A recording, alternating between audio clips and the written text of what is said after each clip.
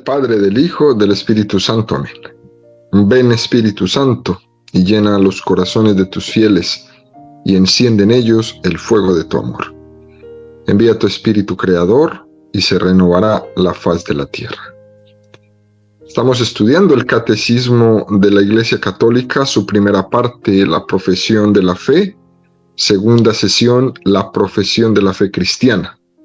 Al inicio de esta segunda sesión de la primera parte, el Catecismo va a dedicar 13 números del 185 al 197 al tema que tiene como título Los símbolos de la fe.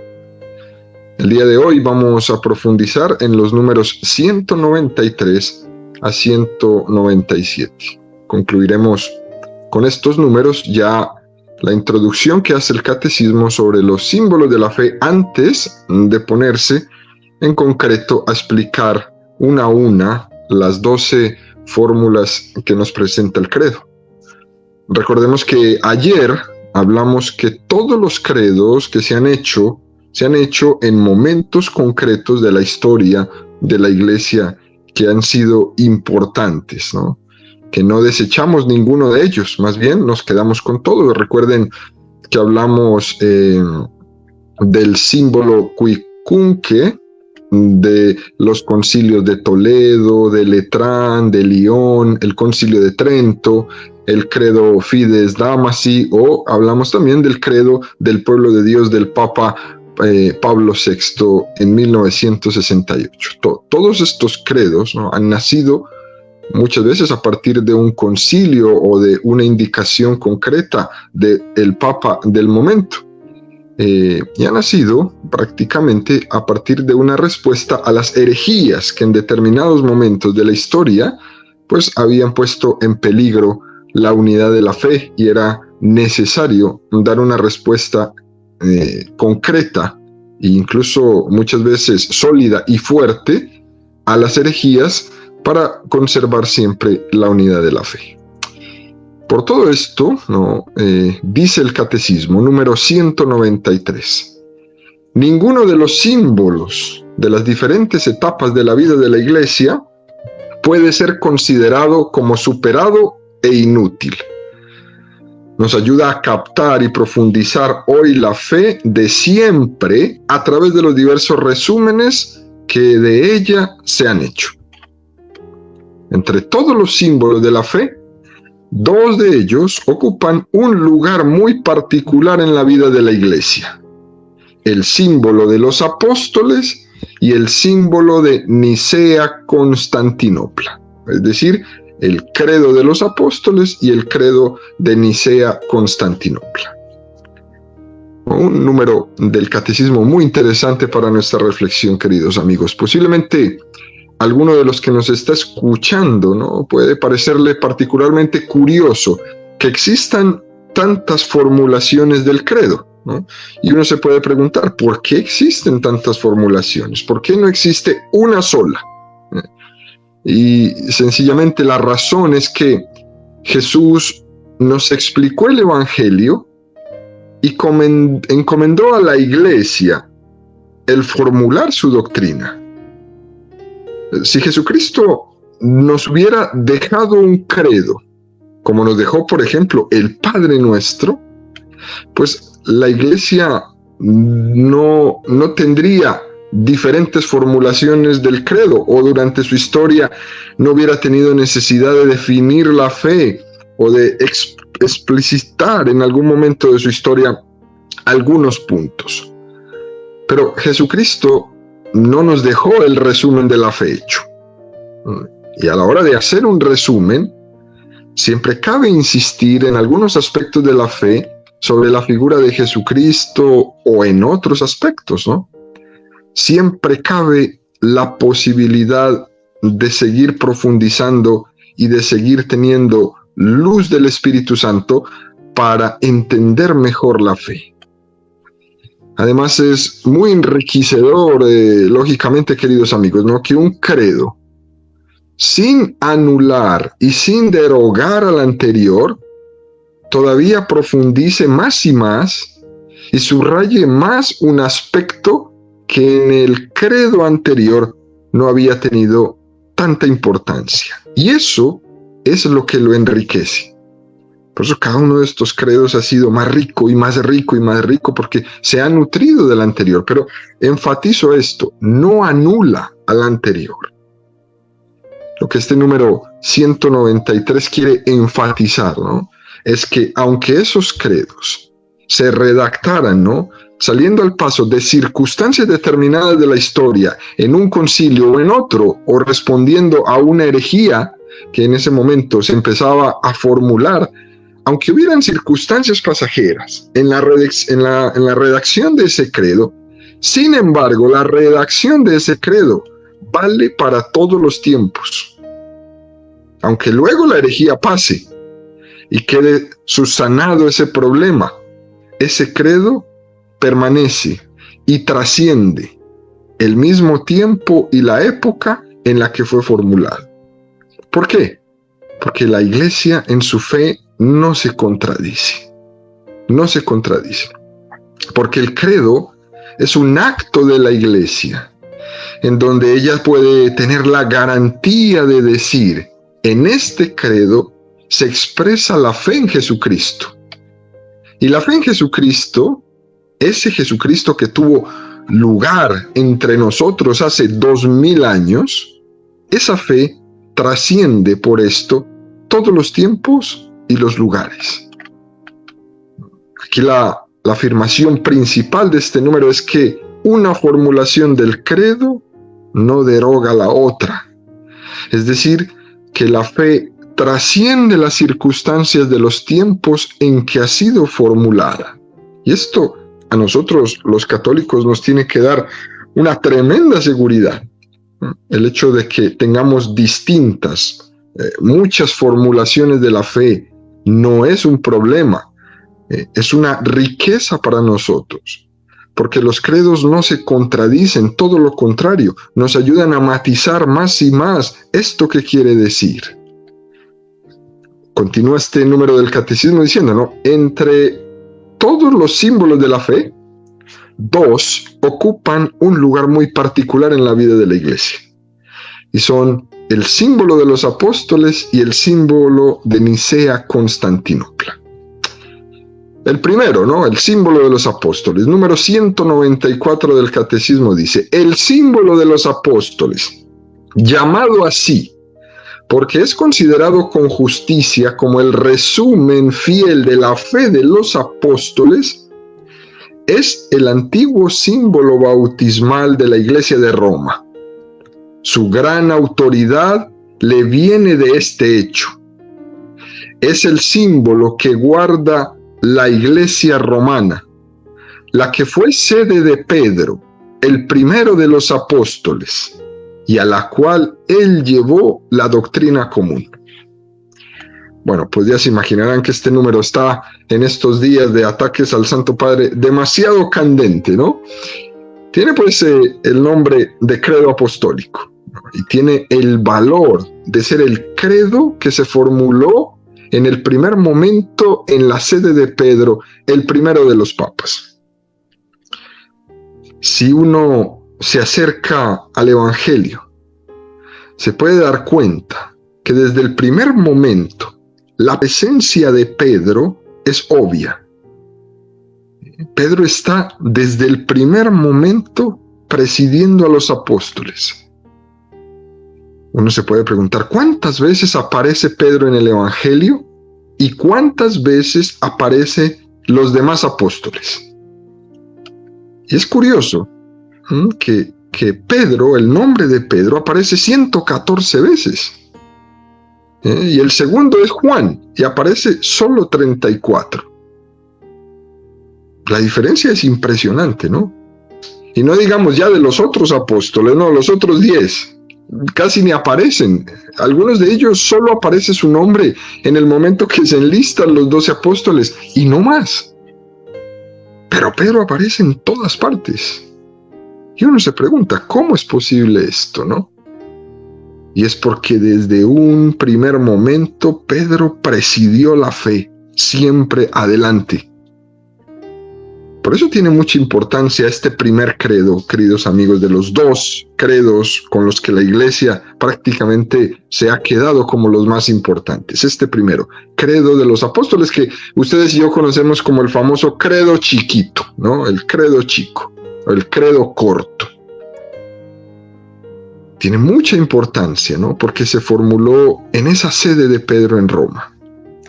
Y al ser el credo de la sede de Pedro, Pedro representa también a todos los apóstoles. Y no olvidemos que también existió la costumbre entre los apóstoles de encontrarse y de confrontarse entre ellos.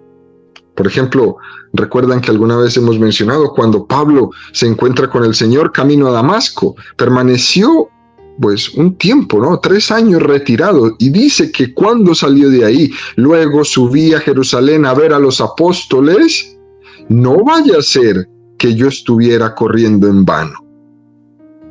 Es decir, que aunque yo Pablo, tuve un encuentro personal con el Señor, yo tuve que ir donde los apóstoles para que ellos me confirmaran en la fe, porque yo no quiero ser un iluminado.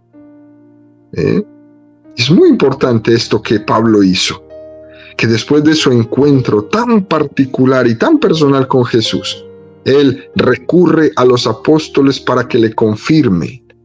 Y esto es toda una lección en la manera de proceder para nosotros. Nosotros no nos podemos olvidar, queridos amigos, en medio de este modernismo y de este mundo tan soberbio, que tenemos que ir con los apóstoles para que nos confirmen. Que no es que yo me invento algo y ya simplemente lo corro, ¿no? Lo llevo adelante, pero no lo comento, no es aprobado, no tengo permiso, su obispo no sabe, su sacerdote no sabe, y bueno, pues yo voy por la libre. No. San Pablo lo tiene aquí clarísimo. Subo a Jerusalén a ver a los apóstoles. No vaya a ser que yo estuviera corriendo en vano, haciendo mi propia iglesia, y que me vaya después de mucho tiempo a dar cuenta que iba por el camino equivocado. Yo subo a Jerusalén mejor de una vez para que estos me confirmen en la fe y yo darme cuenta que voy corriendo en el camino correcto. Si eso lo hizo Pablo, ¿cuánto más nosotros? Parece ser que estos textitos del Evangelio a muchos queridos amigos protestantes como que no los leen, como que esas hojas no vienen en sus Biblias. Algunas veces encontramos personas que dicen haber tenido experiencias de revelaciones del Señor, y les parece que ese contacto directo con Dios que han tenido les puede hacer suplir la mediación de la iglesia. Y la verdad que no es así. Una de las cosas más preciosas que las manifestaciones marianas han tenido en la historia de la iglesia, como son Guadalupe, Lourdes, Fátima, siempre han sido que la Virgen ha mandado a estos videntes a hablar con el obispo. No vaya a ser que empieces a correr en vano. Uno de los principales símbolos o signos, ¿no?, de que una revelación particular pueda no ser verdad es la actitud como el vidente se comunique con la iglesia. Hay un vidente que puede tener una experiencia muy profunda del Señor, incluso verdadera, pero nunca fue con el obispo, no se comunicó, no lo dijo, no lo hizo, sino que empezó a hacer ahí en el lugar donde tuvo la manifestación, empezó a hacer rosarios, empezó a invitar gente, empezó a movilizar, a hacer estampitas, a hacer no sé qué.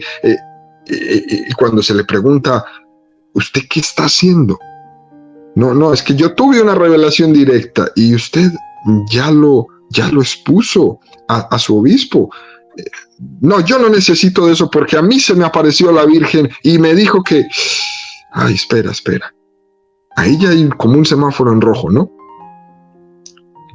hay que confirmar la fe con los apóstoles, como hizo Pablo. Recurrir a ellos para que me confirmen, no sea que esté caminando en vano, que esté corriendo en vano. El Señor mismo se le apareció a Pablo y le eligió de una manera muy especial como apóstol de la iglesia, distinta manera a la que tuvieron todos los demás.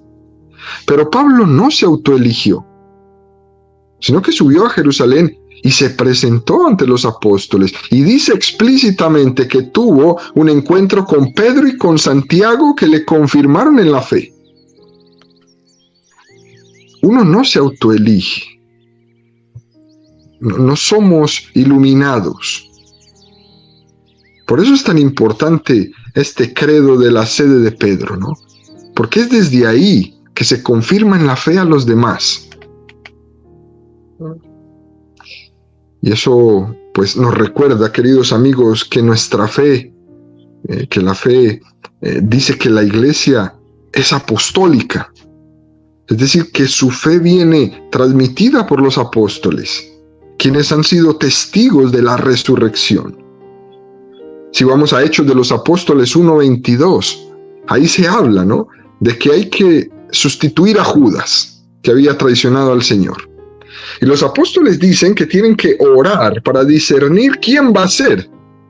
Y ponen como condición que hay que elegir a alguien que haya compartido la vida de Jesucristo, que haya vivido con ellos la vida de los apóstoles a partir del bautismo de Jesús por Juan hasta el día de su resurrección y ascensión. Y dice, uno que hubiera sido constituido testigo de la resurrección. Una de las diferencias entre ser apóstol y ser sucesor de los apóstoles como los obispos es que ser apóstol es algo irrepetible, porque ellos estuvieron ahí como testigos del resucitado. Y los sucesores de los obispos pues no han palpado al resucitado. Por eso le eligen a Matías, porque cumplía con este requisito.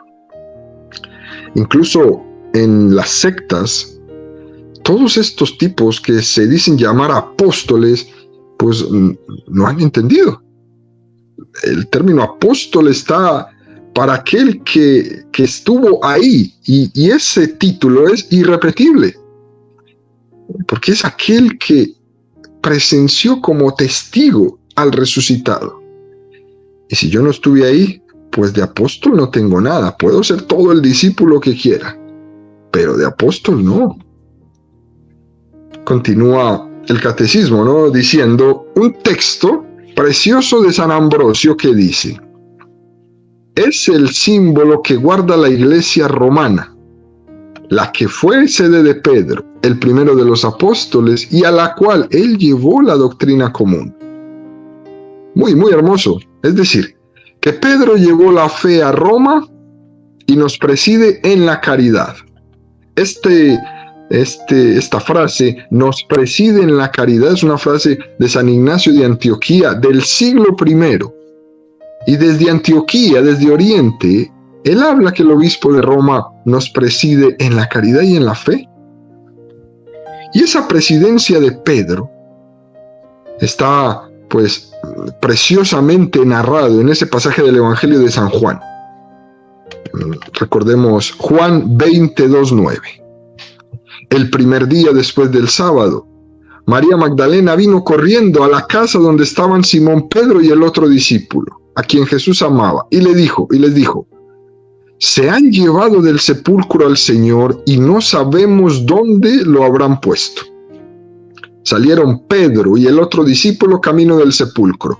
Los dos iban corriendo juntos, pero el otro discípulo corrió más aprisa que Pedro y llegó primero al sepulcro. E inclinándose, miró los lienzos puestos en el suelo, pero no entró. En eso llegó también Simón Pedro, que lo venía siguiendo, y entró en el sepulcro. Observó los lienzos puestos en el suelo y el sudario que había estado sobre la cabeza de Jesús, puesto con los lienzos en el suelo, sino doblado en el sitio aparte.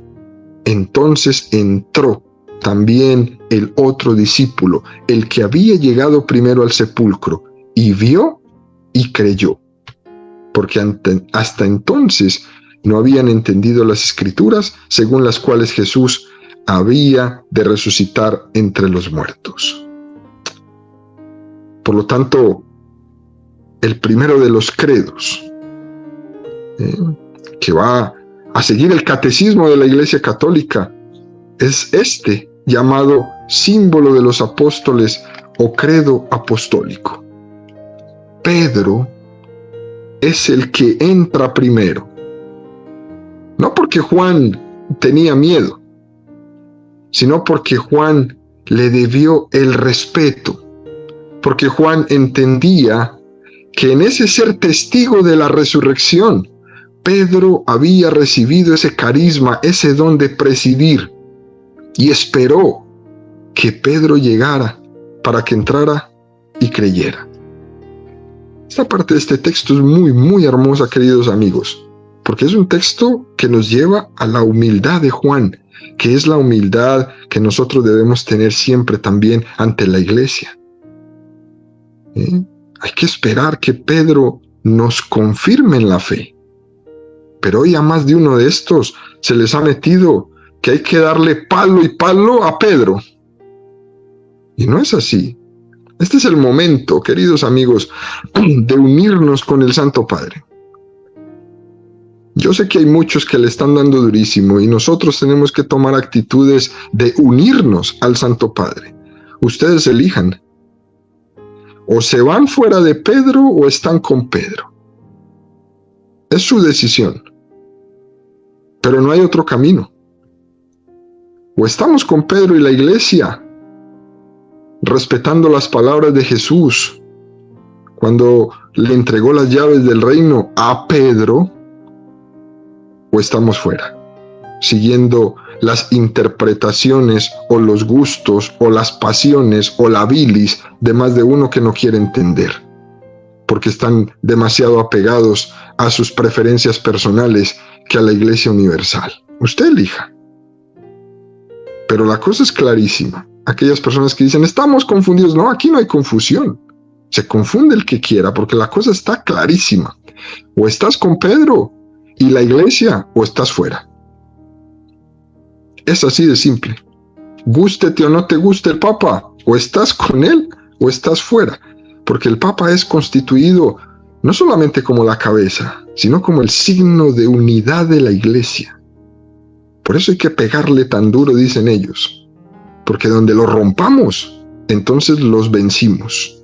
Y nosotros no debemos, de bajo ninguna circunstancia, dejar que rompan la figura del Santo Padre. Aunque no me caiga muy bien, o aunque yo crea que el Papa es comunista, como dicen algunos, o que es demasiado liberal, o que es lo que sea, ¿no? Mañana vendrá otro Papa y será conservador extremo y también dirán de todo. Nosotros, firmes en la fe. El que está con el Papa está con la iglesia. Y es ahí donde nos tenemos que quedar. Es tu decisión. Segundo símbolo, dice el catecismo, ¿no? El símbolo de Nicea-Constantinopla.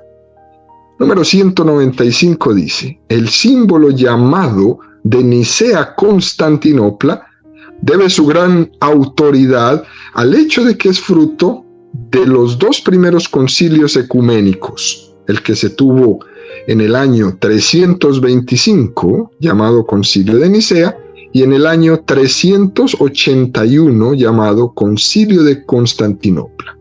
Sigue siendo todavía hoy el símbolo común a todas las grandes iglesias de Oriente y de Occidente, es decir, a las iglesias ortodoxas y a las iglesias latinas. Bueno, una vez que el Imperio Romano ha cesado por un tiempo las persecuciones y existe una paz religiosa en el Imperio Romano y una libertad para moverse, pues pueden convocarse los concilios ecuménicos capaces de unir a Oriente y a Occidente, ¿no? Recordemos, bueno, esto lo trataremos un poco más profundo las siguientes semanas, ¿no? Pero hago una pequeña introducción. Recordemos que el primer concilio que se tuvo no fue un concilio ecuménico, fue solamente un concilio de los apóstoles en Jerusalén en el año 50. Es la vez que ellos se juntaron en este pequeño concilio ahí en Jerusalén para ponerse de acuerdo en algunos temas vitales de la fe en ese momento. Por ejemplo, ellos hablan, del tema de la circuncisión, etcétera, etcétera. Eso sucedió en el año 50. Es un concilio solo de los apóstoles. Pero propiamente, el primer concilio ecuménico invitando a los que se podía en ese momento, tanto de Oriente como de Occidente, es el concilio de Nicea, en el año 325. Y luego el concilio de Constantinopla, en el año 381. Y tiene mucha importancia, queridos amigos, porque aquí Oriente y Occidente están juntos. Y eso supone un trabajo increíble entre los dos para hacer la formulación de la fe. Este concilio de Nicea, en el año 325, combatió una de las más fuertes herejías que ha existido, que se llamaba la herejía arriana, que negaba que Jesucristo era Dios. ¿No? Y esto sí que era un gran problema, ¿no? Un gran problema, porque muchísimos obispos cayeron en esta herejía y siguieron el arrianismo, y hubo que responderles. Y le acreditamos al gran San Atanasio, quien luchó contra el arrianismo de una manera fuerte, de una manera heroica. Y vemos cómo la formulación de la fe estaba teniendo lugar en medio de todos estos terremotos de herejías que ponían a temblar al mundo, que ponían a temblar a los obispos, que ponían incluso a temblar al emperador y al pueblo de Dios. Por eso hoy día, querido amigo y amigo, usted no se asuste. Que salió el cura tal a decir que el papa no sé qué, que salió el obispo tal y dijo que el papa no sé qué. Usted no se asuste. Si esto no es nada nuevo, si es que la iglesia sabe demasiado, porque es que son 2000 años de historia. Que salga todo el que quiera y diga lo que quiera. La iglesia tembló, el mundo tembló, los obispos temblaron, los emperadores temblaron, y la iglesia estuvo siempre ahí, firme en su fe. Y aunque todo se veía perdido ante esta herejía del arrianismo, la iglesia le respondió con la verdad: Jesucristo es Dios. Y hoy, después de 2000 años, seguimos diciendo que Jesucristo es Dios. Así que tranquilos, que en un par de años todo lo que están diciendo hoy del Papa Francisco ya no lo seguirán diciendo. Se darán cuenta. No nos escandalicemos. Veamos es más bien que el Espíritu Santo actúa a través de mediaciones humanas imperfectas como el Papa Francisco, ¿sí? Pero necesita de esas mediaciones humanas. El Espíritu Santo está actuando y fuertemente. Así que tranquilos en la fe, que es el Espíritu Santo el que está ahí. De hecho, como ustedes saben también, queridos amigos, el que convoca el concilio de Nicea en el año 325 ni siquiera fue el Papa, fue el emperador Constantino. Y la formulación de este credo entonces comienza en Nicea y termina en Constantinopla. Y es muy interesante unir estos dos. ¿Por qué? Porque en el año 325 el concilio pues termina con la definición de la divinidad de Jesucristo.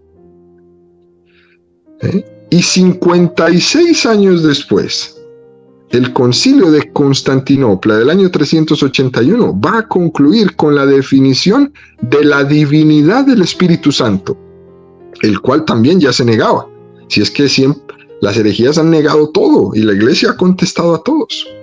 Por lo tanto, la iglesia tardó 56 años en formular el credo que tú y yo rezamos hoy día. 56 años. Por eso, los catequistas que me están escuchando, no se asuste si un niño en 3 meses no se aprende el credo. Tranquilo, la iglesia tardó 56 años en hacerlo, en entenderlo. Cuánta reflexión, cuántas consultas, cuántas reuniones, cuánta oración se tuvo que necesitar en 56 años para poder definir la fe de una manera magistral como la tenemos nosotros en el credo. 56 años para definir la fe. Esto nos tiene que llenar a nosotros de una tremenda seguridad en lo que creemos. Continúa el catecismo, ¿no? Número 196 dice: nuestra exposición de la fe seguirá el símbolo de los apóstoles, que constituye, por así decirlo, el más antiguo catecismo romano.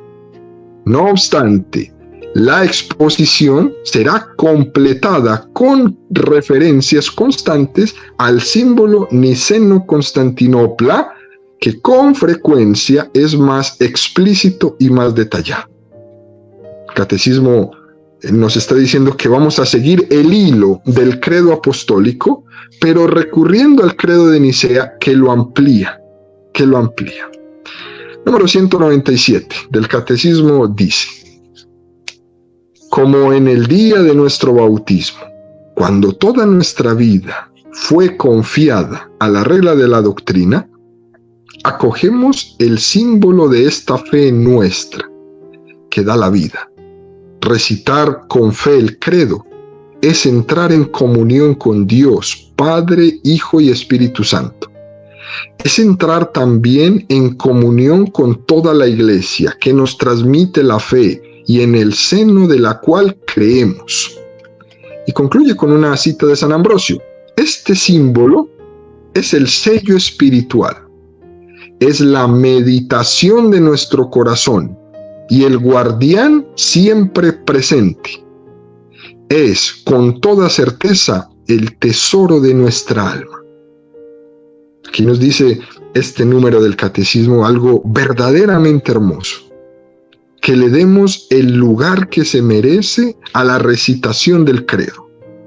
Una costumbre muy hermosa, ¿no?, es rezar el credo personalmente, o rezarlo los domingos durante la celebración litúrgica de la Eucaristía, o rezarlo mientras lo enseñamos a los niños y a los jóvenes en la catequesis, o cuando se le entrega en el escrutinio del programa de Rica al catecúmeno adulto antes de ser bautizado.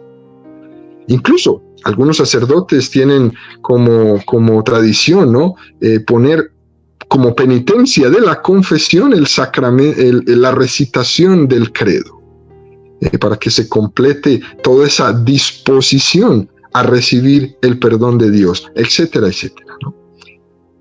Pero la Iglesia es mucho más que una devoción, ¿no? Recitar el credo es, en primer lugar, un signo de comunión con la Iglesia universal. Recitar el credo es sabernos en comunión unos con otros, porque tenemos la misma fe. Soy hijo de la Iglesia, y por eso recito el credo, que es mi acto de comunión con mi madre y con mis hermanos. Además, también significa reafirmarme en lo esencial, significa reafirmarme en mis raíces, La experiencia de rezar el credo es muy, pero muy interesante. Así, queridos amigos, que no dejemos esta hermosa tradición en nuestra casa, cuando vamos en el coche, también cuando estamos en la celebración eucarística. Hay que empezar a darle al credo el lugar que se merece, porque es que el credo es lo que me hace estar en comunión con todos. Concluyo con dos pequeños ejemplos de un rezo del credo que a mí siempre me ha impresionado, porque lo he hecho con los diferentes grupos de peregrinos cuando tengo la gracia de llevar los peregrinos a Roma.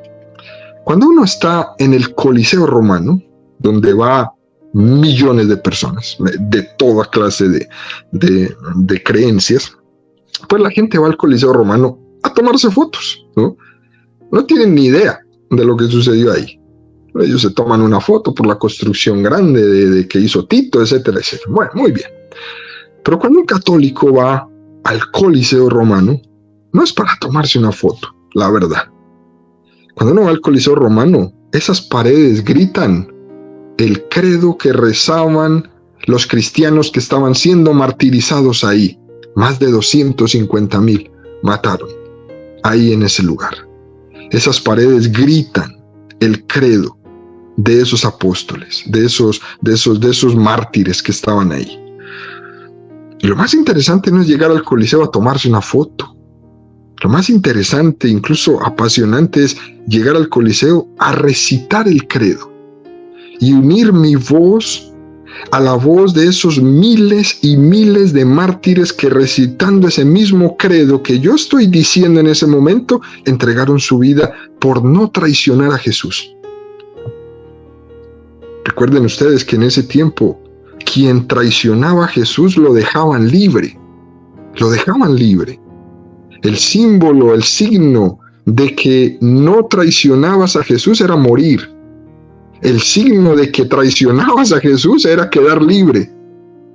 Así que unir mi credo, mi recitación del credo, a la recitación del credo de todos esos mártires en esas paredes de ese Coliseo es una de las experiencias más lindas que un católico puede experimentar. Si alguno algún día va a Roma, hágalo con esa intención. Y la segunda es la experiencia de rezar el credo en la Basílica de San Pedro, en la tumba de San Pedro. Ahí en las criptas de los papas, abajo del altar central donde el papa celebra, está la tumba de San Pedro. Llegar a ese lugar y rezar el credo ante el primero de los apóstoles, ante el primer papa, ante la roca, ante aquel que Jesucristo puso como signo de unidad de la iglesia, es una de las expresiones más hermosas que un cristiano y un católico debería experimentar.